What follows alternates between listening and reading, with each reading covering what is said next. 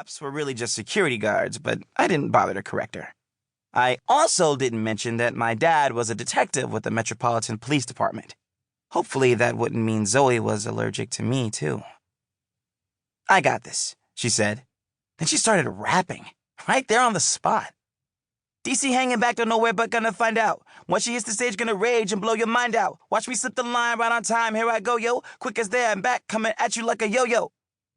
That was awesome, Mateo said, which he totally was. Zoe had a reputation at school for writing some dope poetry, and she could obviously freestyle too. I guess it was in her blood, considering what her mom did for a living. Kind of like the way I'm always thinking about police procedure and crime scene investigation. What can I say? I'm a cop's kid. "Don't leave before I get back," Zoe said, and pointed right at me in a way that made my stomach jump. A second later, she'd slipped that fence like it wasn't even there, cut up between two of those big semi-trucks, and disappeared. I just stood there, watching the spot where she'd been, thinking about that sweet and salty smile of hers, and those gold box braids mixed in with the black ones, and the pink kick she always wore. Let's just say Zoe Knight wasn't the type of girl you could easily miss in a crowd. "I think someone likes you," Ruby said as soon as Zoe was gone. "And I think their name starts with a Z." "You think?" Cedric said, and he and Mateo fell on me, knocking me around and giving me a hard time. Not that I minded. Those two are my boys. "She's super nice," Gabe said. "And really pretty, too." Gabe's a little different, but I like how chill he can be, even if he is a typical gamer/space cadet/computer genius. "I just hope Zoe gets back soon," I told him, because I knew the 9 o'clock was ticking.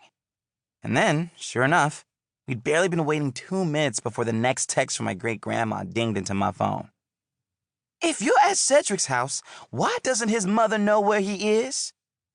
"Aw, man," Cedric said, reading over my shoulder.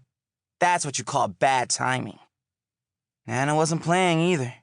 A second after that, my phone started ringing, with her name on the caller ID. I could practically feel the heat coming off the screen just looking at it. Mateo put his arms out, zombie style, and stumbled a few steps. "Nana, calls, must obey." He wasn't wrong, but I also knew that if I had to leave before Zoe got back, I could kiss my chances with her goodbye, which was probably the only thing I'd be kissing anytime soon. "You going to answer that?" Gabe asked. "Yeah," I said. I was just putting it off for as long as possible. But then, everything changed. I was just about to pick up Nana's call when a loud bang came from somewhere in that backstage parking lot. It wasn't the kind of soft pop you hear sometimes, more like a hammer coming down on a piece of metal, which meant it was close by. Maybe 400 feet, if I was guessing. And in any case, I knew exactly what I had just heard. It was the sound of a single gunshot. Chapter 2. When my head snapped in the direction of that sound, I was staring almost exactly the way Zoe had gone a few minutes ago. But there was nothing to see, really. With all those trucks in the way, it was impossible to know what was going on. All we could know for sure was that Zoe was still back there. Somewhere. I felt like I'd just been wired with a 1,000-volt current. I couldn't move, and my friends' faces looked like they were just as scared as I was. Not for ourselves, but because I think we were all wondering the same thing. "What about Zoe?" Ruby asked. People on our side of the fence weren't doing much, but everyone from the backstage area was coming our way. A couple of truckers knocked down a big piece of the barrier and kept moving, past us toward the river.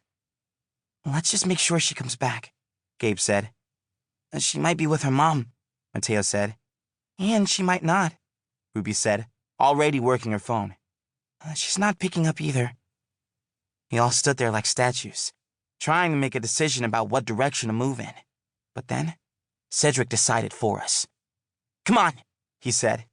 He stepped over the place where the barrier was down. "We have to make sure she's okay. Watch your step." There hadn't been any more gunshots anyway, just the one. The only banging now was inside my chest. My heart was going so fast it hurt. Still, there was no way we'd be splitting up. If I were Zoe in that situation, I want to know that my